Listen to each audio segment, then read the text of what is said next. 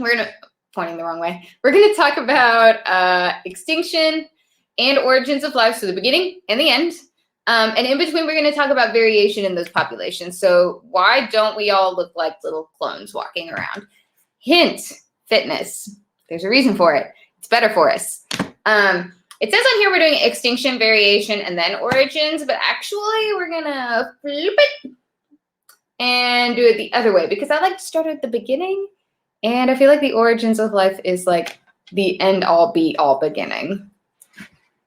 I don't know what this hand motion means, but that's what I'm doing. Hi, Maria. Hi, Druvia and Claire. Woohoo. I'm so glad y'all are here. Let's make the screen big because y'all didn't come here to see my face. Y'all came here to see science. If you did come to see my face, that's great, but not what this is meant for. Our Twitter, Instagram, YouTube, where we post all our stuff. That way you can be like, oh, hey, I'm doing AP Bio homework, and I don't know what this is. I don't know how to do Hardy-Weinberg. There's a lot of Q&A sessions going on right now, which means you can just log on and there's a teacher sitting there twiddling their thumbs like, hey, please come ask me a question. That's why I'm here. Think of it like office hours on the internet. So we'd love to see you. We'd love to help you. Just come on down and we'll be here. Woohoo. If it's not me, there's a bunch of awesome other AP Bio teachers, and the other subjects are extremely well staffed, whether they be with current teachers of the subject, former teachers of the subject, or even students who have scored really well on the exam. So, woo, resources, collaboration, whoop, whoop. Get on the internet, click the button, find stuff, whoop, whoop, whoop. Can you tell I haven't talked to anyone but my husband in a couple of days? Okay, let's talk about what we're actually going to talk about. So like I said, we're going a little bit backwards from what the title of this stream is. We're starting with something called the origins of life on Earth. How did we get here? What does it all mean? Da, da, da, da, da. Those existential questions that I'm sure have been burning in the back of your mind for forever. Then we're going to talk about variations in populations. So why don't we all look the same? Why don't we all act the same? Why don't we have identical traits? If there's a best way to be, why don't we all just be the best way? Spoiler alert, there is not a best way to be. Haha. Finally, we're going to talk about big extinctions, meteors, human impact, all of it. So we're going to do a lot. Pop quiz. Can anyone tell me what this symbol in the top right is from? Where's that symbol from? Where did I get that gift from? Who did I take it from? Big Bang Theory. Very good, Sierra. Oh, hi, Sierra. Very good, Sierra. Very good, Sheridan. Very good, very good. So that's origins of life, the Big Bang. We're going to talk a little bit about some of those theories. To be clear, though, we're not talking about the Big Bang specifically. AP Bio doesn't particularly care how the Earth got here. We don't care. This is AP Biology, advanced placement study of life. Earth, when it got here, was a big ball of hot rock. We don't care about rock. We care about living stuff. So we don't care how the Earth got here. As far as we're concerned, it was here. That's great. Woohoo. We're concerned with how life got on it. So we'll get to that in a moment. Next, we're going to talk about variation in populations. You can see we have this lovely GIF of an underground coral reef. Very similar to Finding Nemo. Lots of fishes. And I think there was a seahorse a minute ago. Lots of different, yep, there he is. Lots of different colored corals. That's going to be variation in populations. So populations are not all going to look the exact same. If they do, something's going to happen and they're all going to go extinct, which leads us into extinction and the history of extinction on Earth, because believe it or not, that has happened multiple times. In fact, there have been 5 mass extinctions throughout the past 500 million years, I think. That's the ones that they've tracked. So get ready. We're going to talk about that. And we're going to talk about the 6th one, which is the only one that has ever been caused by a single human species. Who do you think that single human species is? Oh, I just said it. Whoops, it's us. So we're going to talk about that. Anyone have any questions before I get started?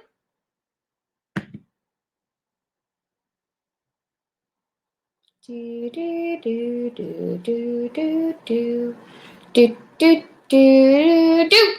I'm going to go now.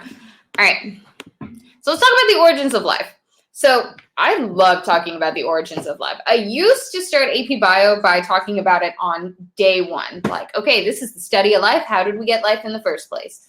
I have since revamped that, just since the curriculum has changed a little bit. And, you know, I wanted to experiment. So I've been waiting for over a year to teach this. So let me tell you, my enthusiasm may overwhelm you. We're talking about origins of life on Earth. Like I said a moment ago, we don't particularly care how the actual Earth got here, like the hot ball of rock, magma and rocks and oceans and sky. We don't really care. Like, we're just like, it was here, then there was life. What we want to know is how the life happened, because a couple things. So Earth, based on carbon dating, we think is about 4.5 billion years old. That's what that BYO stands for, billion years old.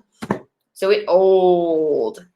And we think it sat there for about a billion years before any life was even on it. So there's no evidence of any forms of life whatsoever. No cheetahs, gorillas, banana trees, bacteria, anything, until about 3.5 billion years ago. So the Earth just sat there for about a billion years. And what it was a hot ball of rock. Literally, you had tectonic plates that were constantly shifting, causing massive earthquakes, releasing volcanoes. So there was sulfur getting spewed out from the core all the time. Lots of volcanoes, electric storms. The atmosphere had no oxygen in it. So, like, if you magically were like, oh, boy, time machine, and you hopped in and you buckled your seatbelt and you were like, okay, here we go. And then you, like, hopped on down to 4.5 billion years ago, your head would explode the moment you got there because it had no atmosphere. There was nothing. It was basically Mars. In fact, a lot of scientists study Mars because they think that it resembles what early Earth looked like. And so by studying Mars, they think, oh, we can figure out how Earth happened and stuff. It's actually really fascinating. I studied it in college. Story for another day. But basically, would you want to live on Earth 4.5 billion years ago? Yes, no, nah. Very good, Olivia, Sheridan, Claire, Sierra, Arushi, Joja. Nah, we wouldn't want to live there. No one wants to live there because it was, quite frankly, nasty. And it wasn't its fault. It was a tantrum-throwing ball of rock. It had just gotten big banged or whatever out of nowhere. Again, we're not concerned with how the hot ball of rock got there. We're just concerned with how the hot ball of rock went from a hot ball of rock to now having like elephants and giraffes and stuff running around. Because quite frankly, that's a pretty big transition from this little fiery death scene you can see here. But it changed. Took quite a while to do it. And so we have over here on the left, you see this big like windy wheelie thing? That's called a geological time scale. Geological time scale. Now, if you're in your living room or something and your family's there, I don't care. I still want you to look at your screen, and with the confidence of someone who has been studying this their entire life, I want you to say, this is a geological time scale. This is a geological time scale. Very good. You all have masters in biology now. Very good. Geological time scale is basically how we measure how far back time goes, and then we keep track of what events have happened over the course of the past 4.5 billion years. Very good, Sheridan. This is a geological time scale. Feel free to shout it across the room if someone walks in. So geological time scales are going to help us map out, okay, 100 billion years ago, this happened. 100 million years ago, this happened. Da, da, da, da, da. And so we keep track of how things have changed over the past 4.5 billion years. For example, in the first 1 billion years, from 4.5 to 3.5 billion years ago, it was a hot ball of rock. There was nothing there, lots of earthquakes, volcanoes. The sky was like orange, and it was unpleasant, and 0 out of 5 stars on TripAdvisor. But over the course of about a billion years, the planet was like, all right, I'm going to calm down now. And it calmed down. The earthquakes stopped a little bit. The temperature finally cooled enough so that there could actually be like water, because before the temperature was so high that any water basically vaporized or was drowned in sulfur. And so over time it became more stable, but it was just like, then it was like the moon. There was nothing really going on. It was just like, okay, we out here. But that changed. And so when that changed, what happened was all of a sudden these rocks started popping up. These cool little rocks. You may have seen them on a shore if you've ever been to a shore with rocks like that. Or you may have seen them in pictures before. But can anyone tell me what is so special about these rocks? What is so special about these rocks? The layers. Very good, Jessica. And why are those layers of those rocks? Xana, they made oxygen. How did they make oxygen? They're just rocks. Tell me more. Are they just rocks?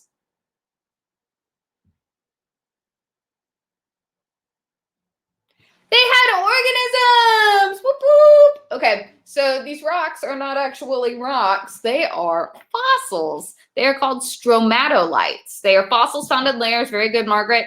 So these things are literal fossils, not rocks. They're piles and piles and piles and layers and layers and layers of dead bacteria. So we hear that and we think, ew, germs. Except these were very good germs. These were some of the very first bacteria. To be fair, there were probably bacteria before this. Cyanobacteria, very good, Xana. So the very first organisms that we know existed came around about 3.5 billion years ago, and they were bacteria. So bacteria were like the first things that happened, which makes sense. They're unicellular. They're very simple. They don't need a lot of stuff. But the big ones that we like to talk about form in these rocks called stromatolites, because those stromatolites are piles and piles and piles of fossilized cyanobacteria. And as Xana mentioned earlier, cyanobacteria made oxygen. That is, they were the very first ones to do photosynthesis. So when Earth first started, was there oxygen in the atmosphere? No. Very good. But as time went on, oxygen doesn't just pop up in an atmosphere. The atmosphere calmed down a little because there weren't as many volcanoes and stuff. But so these cyanobacteria, they were doing photosynthesis. Does photosynthesis require oxygen? Just snapped myself with a rubber band, sorry. Does photosynthesis require oxygen? No, very good, Soleil. Hi, Soleil. Photosynthesis doesn't require oxygen. It makes oxygen. So photosynthesis was actually first completed, and oxygen was the product. It needed carbon dioxide, which was plentiful in that atmosphere, thanks to all the volcanoes and stuff. So the cyanobacteria, these very first organisms, were doing photosynthesis, eating up all the carbon dioxide, spitting out lots of oxygen, and then the sky turned blue. Because oxygen used to be like toxic to a bunch of organisms, but now they had it and it was like going great. It was awesome. In fact, they were so good at it that over time the entire sky turned blue and the entire atmosphere became oxygenated. The reason our sky is blue is because of cyanobacteria, because they did that photosynthesis. If they hadn't done that, then we never would have had the capacity to like breathe here because we need oxygen. So these cyanobacteria are extremely important. But I want to go back to something here. We had a hot, fiery fireball. Then we had a bunch of bacteria growing and making oxygen. Yeah, but where did the bacteria like come from? I mean, did they just pop out of thin air like daisies? Like, where did the bacteria come from? That's the origins of life that we're here to talk about today. So back in the day, they have this thing called spontaneous generation. I want you to notice how I have struck that information out. Stricken from the record. Because spontaneous generation was the theory back in the day, before we had as much scientific technology and experimental capabilities as we do today, where they were just like, life just sprung up out of the lake. It just happened. To which scientists say, I don't really know about that. And so there was a science experiment. They like to put this one on the AP test sometimes. Or I've seen it at least once, so it never hurts to go ahead and be familiar with it. But there was an experiment where a scientist took 3 jars, put meat in each jar. And people were like, oh my gosh, flies magically sprout from meat. It is spontaneous generation. That is where life came from? And they all had very high-pitched voices. In reality, no, that's not really how it happened, though, because the guy who was doing the experiment was like, I don't think so. And so what he did was he took one of them and he covered the container. And he was like, there's no flies if I close the thing.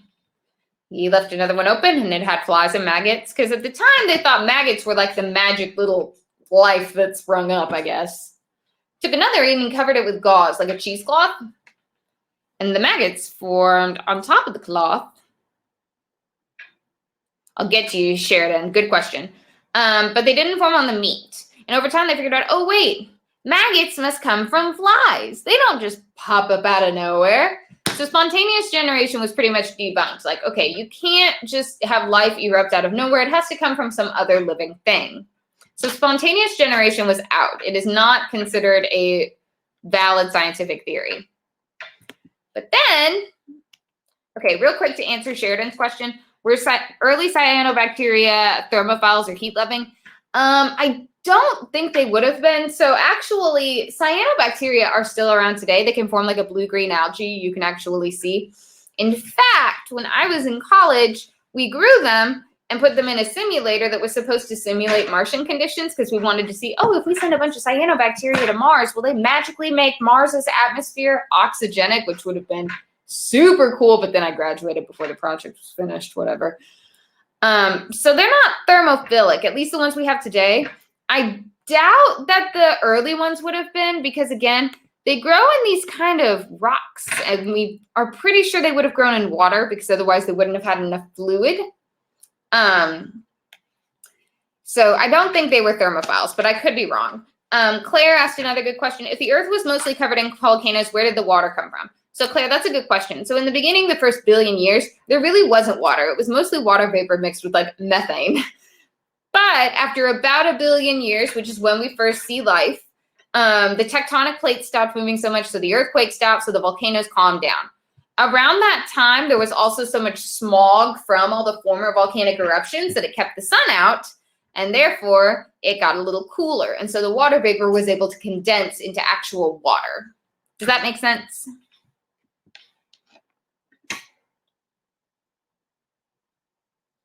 Okay, good deal. And there is evidence of when this water formed. So you can see certain rock formations. Like if you've ever seen those desert rock formations where it's like red and yellow stripes in the desert on the rock, that only happens when the rock has been exposed to water. And they've carbon dated it back to around that time. There's also something you can see. It's called pillow lavas or pillow rocks. And this is when lava hits water and it forms these like big fluffy looking pillow, except they're rocks and they're black.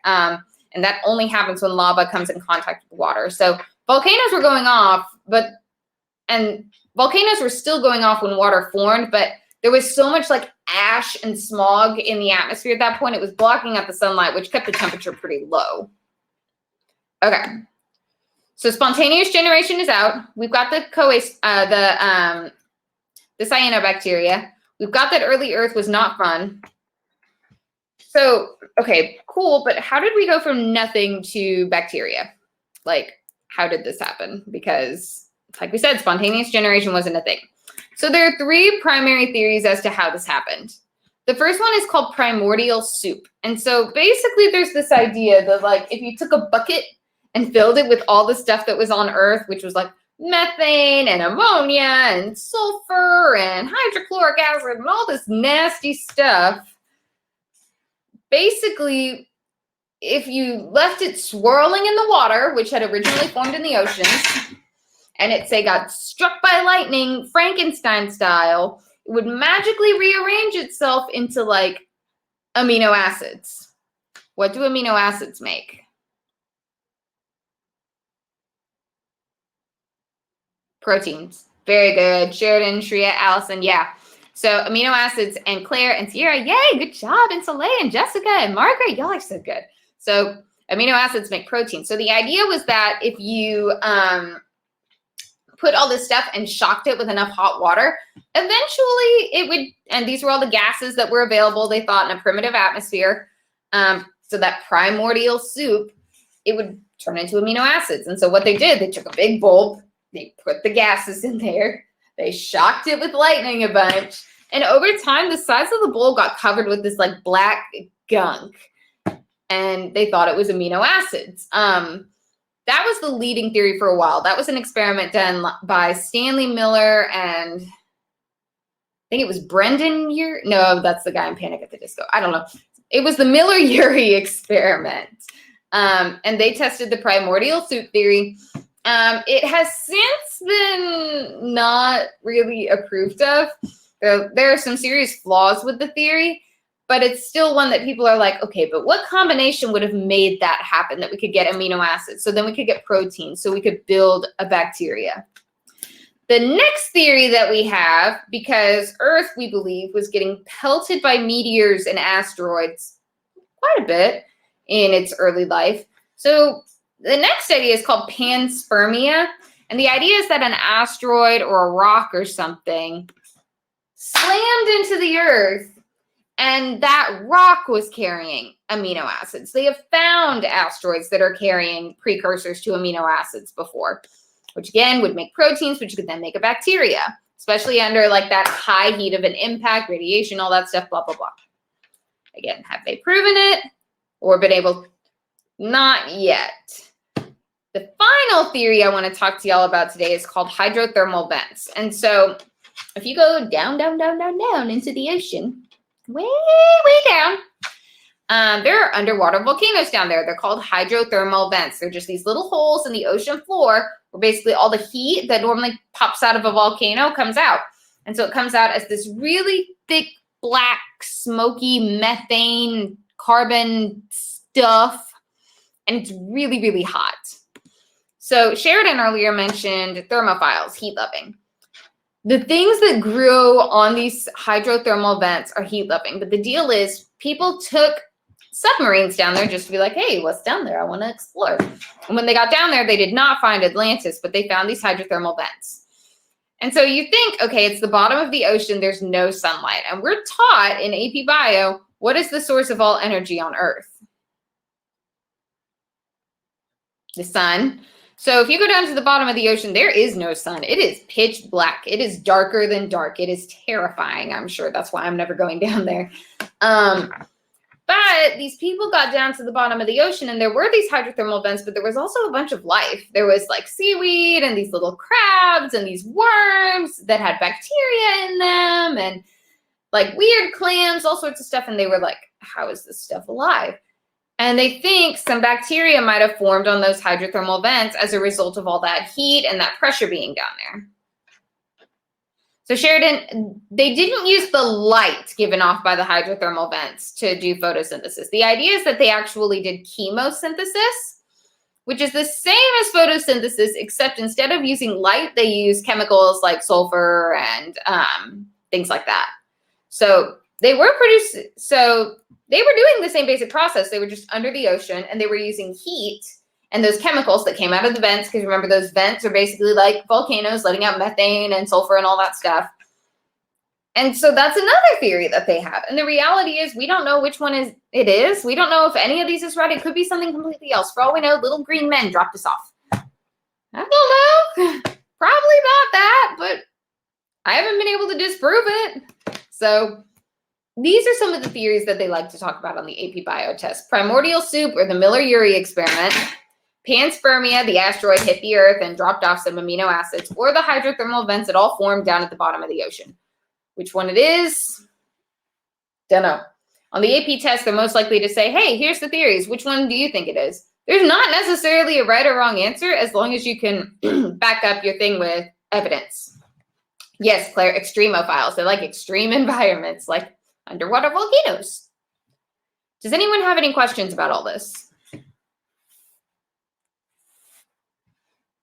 Sorry, I'm blinking a lot. My contact has decided now is the time to throw a mutiny in my eye.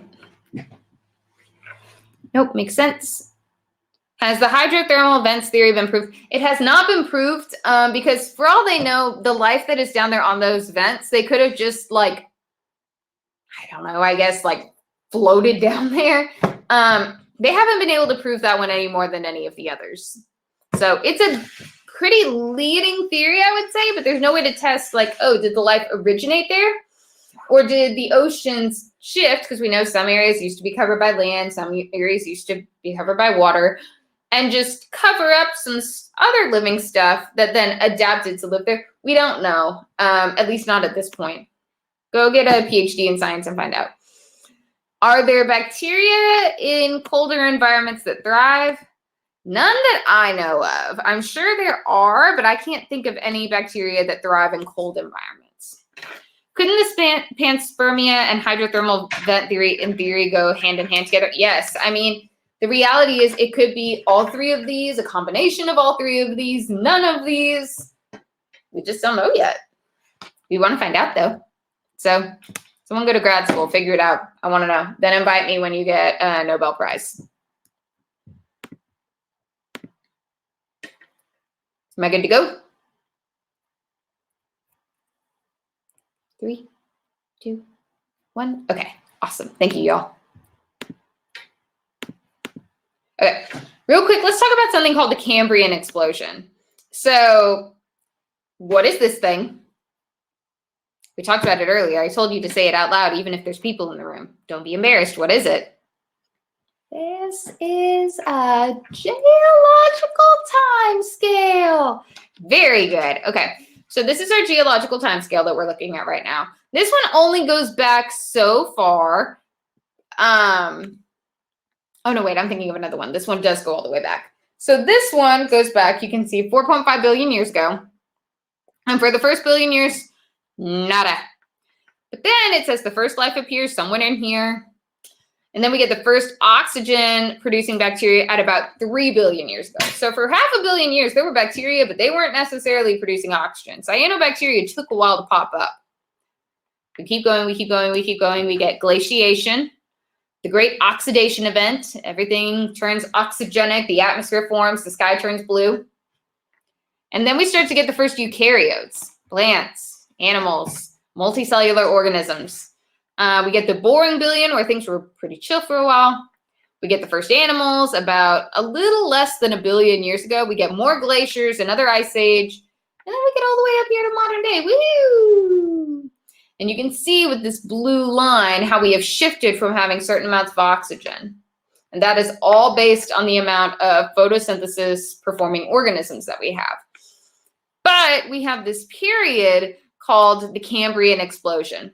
So the Cambrian Explosion is a literal explosion, not like fireworks, pew, but like an explosion in the amount of, or the number of different organisms that lived on Earth. So the biodiversity on Earth skyrocketed. All of a sudden, around the time that this first oxidation event happened, there was a massive increase in the variety of life that was living on Earth. That's called the Cambrian Explosion. It happened during the Cambrian period. And this is when there were so many different species all happening at once. And we think that is because all of a sudden oxygen was available. And as a result of that oxygen being available, organisms could get a lot more ATP. Because remember, aerobic cellular respiration produces way more ATP than anaerobic cellular respiration. So with all this extra ATP, they could do more stuff. So they could diversify and mutate and adapt and grow like 8 legs and all sorts of stuff. So that's the idea behind the Cambrian Explosion. But as this is all going on, there is this one other hypothesis I want y'all to know about. There's this idea that RNA was the first genetic material. So typically when you're in school, which do you learn about first, DNA or RNA? Or even in life, not even in school. Which one do you learn about first? DNA. So we all learn about DNA first, and so a lot of us assume, oh, DNA was first, RNA happened later, especially when you think of the central dogma or gene expression, where DNA turns into RNA into protein. Logically, you would think, oh, yes, DNA came first, then RNA. Yes, yes, yes. Adjusts monocle. There's actually a hypothesis called the RNA World Hypothesis that says RNA might have been the earliest genetic material, which, if you think about it, makes sense. The earliest life forms would have been super simple. They didn't have nuclei or anything. All they had was like a little sac made of a cellular membrane and some ribosomes, and that was it, and some genetic material. Having RNA would have made a lot more sense because it would have taken a lot less time to build. They could have self-replicated it, which is what a lot of prokaryotes do. before proteins and DNA actually evolved. So this obviously kind of conflicts with the ideas of like panspermia and hydrothermal vents and primordial soup, because they are all based on amino acids being the first thing that formed. Again, is there one that is correct? Not that I'm aware of. And I like to think I keep up with scientific literature. So I'm not saying this one is correct. I'm just saying this is another one you should be aware of in case they throw it on an AP test. Any questions?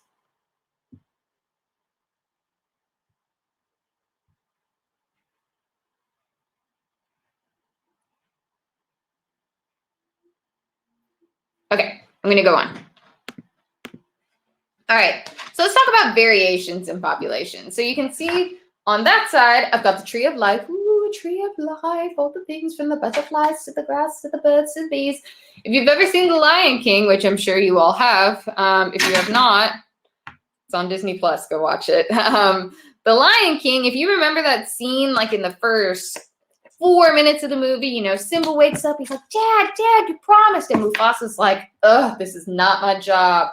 And his wife is like, his lion wife or whatever, what's her name? Sarabi is like, no, he's your problem.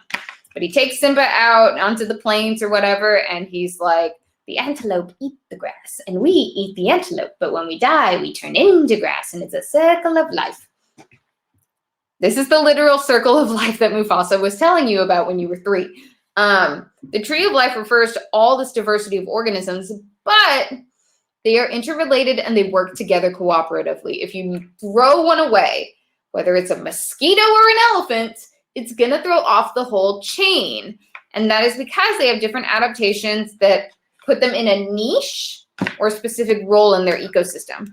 Now, that being said, all of the mosquitoes do not necessarily have the same genes. All of the elephants do not necessarily have the same genes. If they had the same genes, they would do the exact same jobs.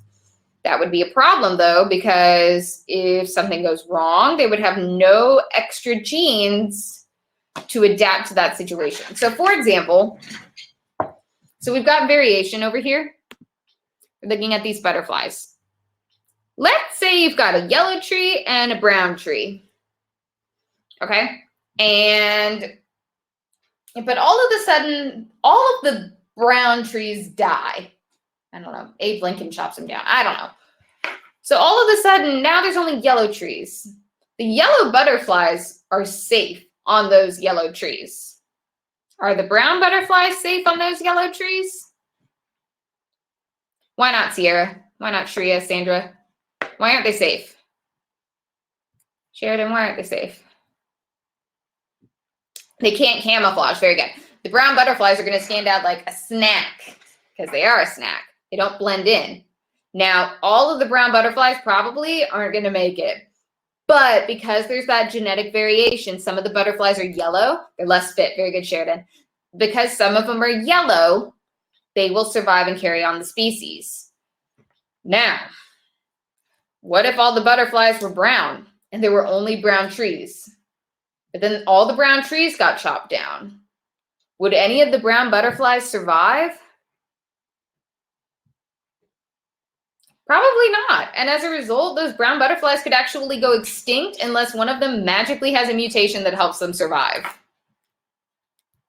There's got to be a mutation to save them then. So you can see other examples of this, like where you've got different colored worms that the butterflies and the birds are feeding on. I mean, it's all about having that variation in your population. If you don't have that, you're not going to survive. I always preach this at my students. It is way better and healthier to have genetic diversity than it is to not have genetic diversity. And the example I always give is the European royal families. Have any of you guys seen Anastasia? Like the movie? The animated one. Okay. Hemophilia, very good. Yes, very good, Sheridan, Japesh. So the European royal family, and I mean many royal families, like the Egyptians wouldn't intermarry either, but basically lots of royal families thought that like being royal was like a God-given right, and therefore they could only marry other royals. Otherwise they'd like let peasants in the bloodline. They've gotten over that. That's why they have like Kate Middleton and Meghan Markle now. But back in the day, they were like, oh yeah, no peasants. Yeah. They let peasants, aka normal people, marry in now. Because when they only married each other, the same genes got recycled over and over and over. There was no genetic variation. And as a result, they were very unhealthy. There were a lot of mental issues in like the 1600s. There was very high rates of hemophilia in the end, which contributed to the downfall of the Russian Empire. Like, it was bad. And so as a result, they now let people like Kate Middleton and Meghan Markle marry in because they're like, diversity. We need it to survive. But I'm not kidding when I say humans need diversity. If we were to only reproduce with people who look exactly like us and select to all be exactly the same until we turned into little clones to whatever society says this is good, that's all fine and dandy until something in the environment changes and you need an adaptation to survive it.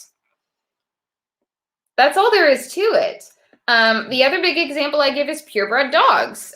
Purebred dogs typically are much more likely to have defects than mutts because, again, they have all the same genes bred into themselves over and over and over. So, for example, my husband and I adopted a puppy a couple days ago because we figured school's out, great time to house train a dog, I guess. But the puppy, the reason we got her actually was because when they tried to spay her, she passed out on the table and they brought her back and she's fine now. She's adorable.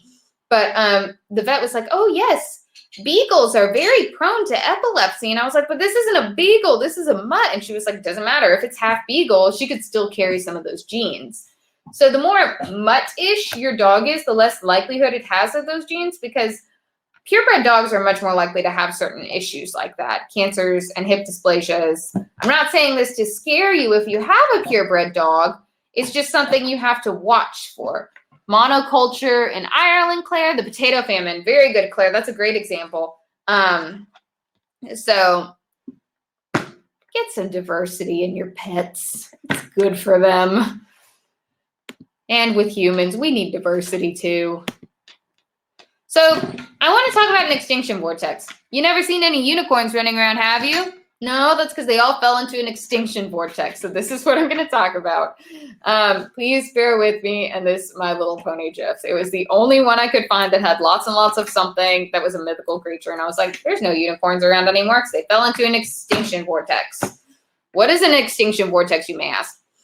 So the idea of an extinction vortex is basically this. So as a population declines, that is, maybe it's being eaten by predators or it's dying of a disease, whatever it is, as the population dips down, so let me draw y'all a chart. So at first, whenever a population declines, at first that line is going to move down really slowly. I'm going to make this so y'all can see it. So at first that line is going to go down really slowly. But as the population gets smaller and smaller, it's going to go down really, really fast. It's going to fall down exponentially. That exponential decline is due to the fact that as the population shrinks, typically its diversity shrinks, the diversity of its alleles. It's kind of like we were talking earlier about like the yellow and brown butterflies. As the population goes down, you're losing that diversity of whatever it is. So very good, Sheridan. Once a species enters the vortex, it's really hard for it to escape. So like once you start going on this downhill trend, it's really hard to get out of it. And a lot of organisms, that's why they get so scared. They'll be like, there's only 5,000 elephants left or something, which is a problem. I'm not saying it in that voice to make light of it. It's a problem because once a population starts slipping and they lose that genetic diversity, it's very, very hard to bring them back up because without that genetic diversity, they're going to be much less hardy against environmental changes, pollution, disease, anything. So that's why it's such a big deal. The bottleneck effect, yes. So with unicorns, let's say you've got, I don't know, the unicorn population is declining because Voldemort's back or something. I don't know. That's a Harry Potter reference. Please work with me. But let's say all the unicorns are dying, and now all of a sudden the only unicorns that are left are the, I don't know, bright, shiny purple ones. But purple unicorns stand out so they get hunted more or something. Work with me on this metaphor, y'all. I'm making it up as I go. But the point is, the faster that the unicorn population declines, or the longer that the unicorn population declines, the faster it declines. So it's an exponential downfall. It just goes, yoop. It's not one of those nice, steady declines. When a population starts going down, it goes down fast. And we'll see that in a moment with extinction. So that's our extinction vortex. But actual extinction, so you can see here, all these yellow arrows, these are the 5 big mass extinctions we've had in the past, like 500 million years. But these yellow arrows, you can see, it's an exponential downfall. It doesn't steadily go like, oh, down the stairs. It goes, jump. That's a mass extinction. So to be clear, we've had mass extinctions before. They're relatively normal. We've had 5 of them in the past 500 million years. There's nothing wrong with those mass extinctions necessarily. They happen because sometimes there's just something else that is supposed to happen, or something else that is fitter, or there's a mutation, or the environment stresses it out, whatever. So this can come from a variety of areas. For example, 65 million years ago, who all went extinct?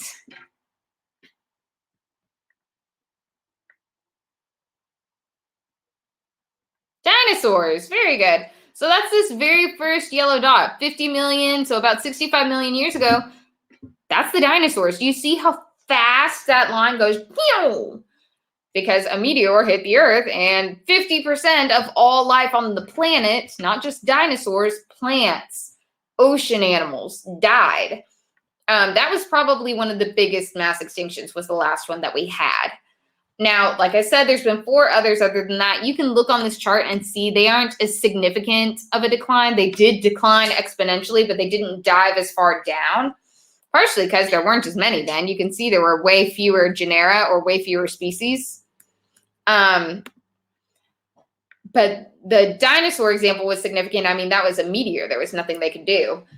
We've had ice ages. Those have contributed, all sorts of things.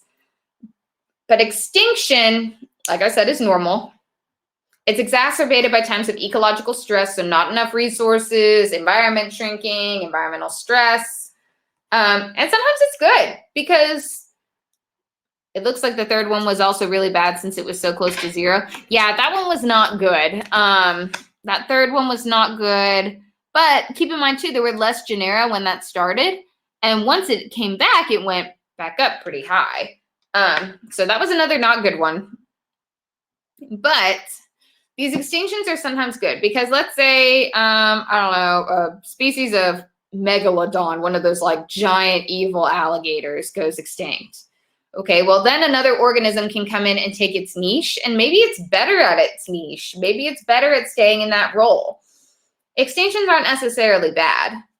What's bad is when an extinction occurs as a result of a single factor. Extinction is supposed to happen when you've got like climate and resources and other organisms all pitted against you.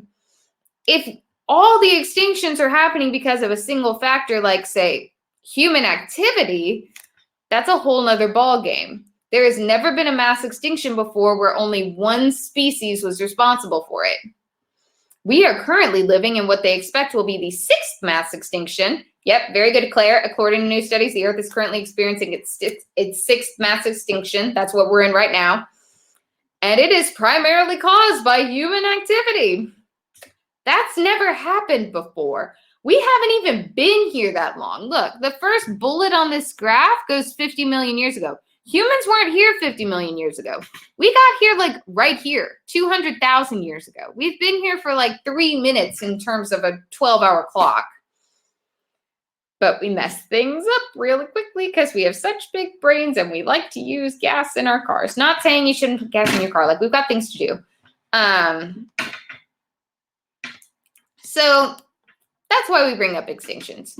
The main thing they're looking for is extinctions are normal, except the one we're experiencing, because it is caused by a sole single species. Okay, y'all, I think that's actually my last slide. Does anyone have any questions? Human environmental impact also mirrors the environmental conditions. It's one of the other extinction. Very good.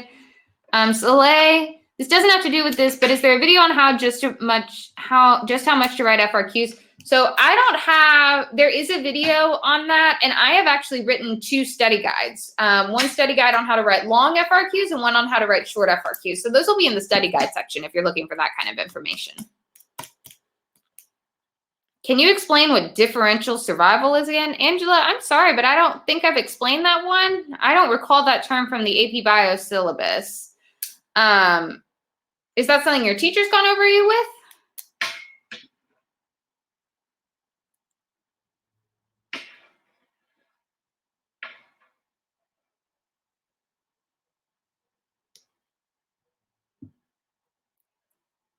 Ooh.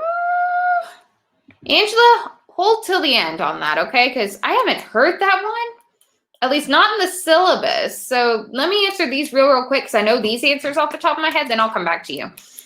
Do we have to know the extinctions? Yes.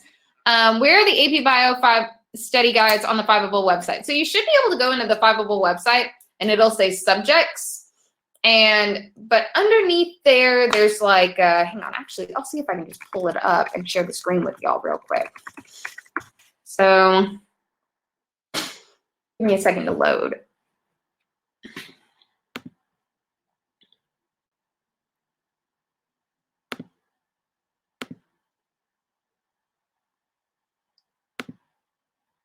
Okay, so let me share my screen.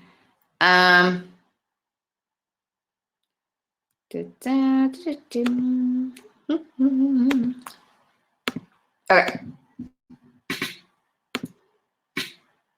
All right, make this big. Okay. So here's the Fiveable website. I believe if you go, there's subjects here, which is where all the subjects are. But if you just go to resources, study guides. Ta-da! Ooh, and then there's lots of blog posts and study guides. And then you can go browse by subject, so select category. So you can go to AP Biology Exam Prep. I do not see the one on FRQs right here. You can see resources. They must still be editing it. So the other thing you can do is you can go to AP Biology. I'm not going to verify my email. I already did that. Sorry, I like to sing to myself. So let's see in here. Oh, there it is. Haha. Let's practice FRQs. We haven't done that one yet. Okay, how to FRQ. Annika Allen is amazing. She does really good videos. But if you look here, she posted it on October 21st, 2019, how to FRQ. If you just go into the AP Bio section and then go to General Review, you'll be able to find that. So that's how to get some help on those FRQs. Awesome question. Olivia, can you explain the primordial soup again? Okay, so primordial soup is the idea that, so all those volcanoes were spewing out like methane and sulfur and ammonia, all these elements. Those are the elements of CHOMPs, carbon, hydrogen, oxygen, nitrogen, phosphorus, and sulfur. Those are the elements required to create life, if you remember.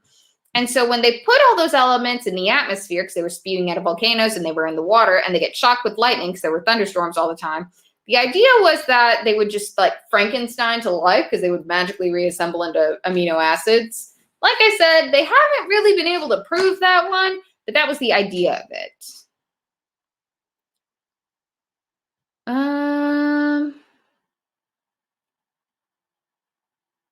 How to organize thoughts for test taking. Okay, so Claire, I want to say there's already a video on note taking and organization. So I would check for that. But if not, you can definitely tweet at Fiveable.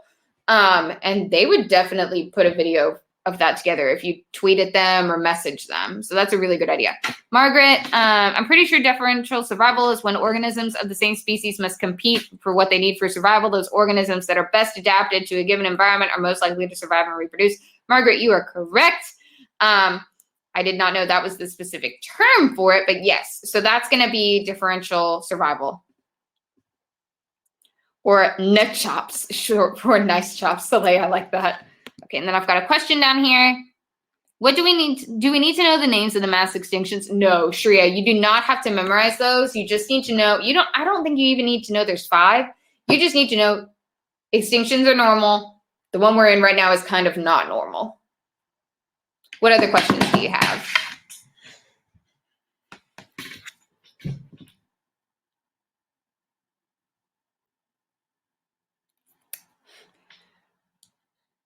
Okay.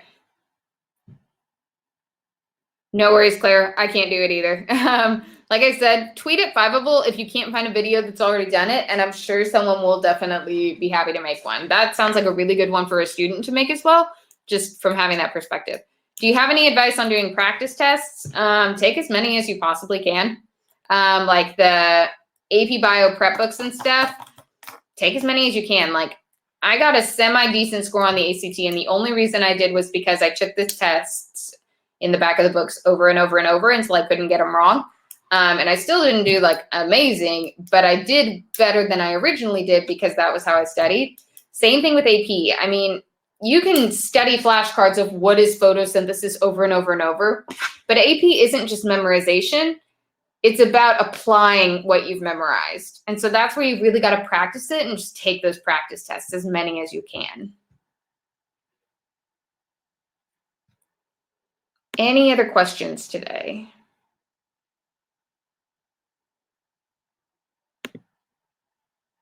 Tell me your questions.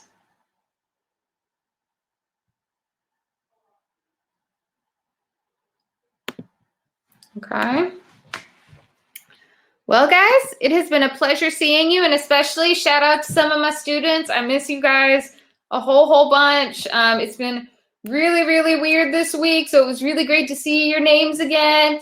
But the rest of y'all, great seeing y'all as well. I am here not every Wednesday, but most Wednesdays, to be perfectly honest, and I'll probably be hosting some Q&A sessions in the coming weeks. I know for a fact that there are already some scheduled, so if you ever need help with your AP Bio homework, just tune into one of those. We are always happy to help you. In the meantime, I guess we're out of here. So good night, y'all. See y'all soon. Bye-bye. Miss you too, Kenny. Bye.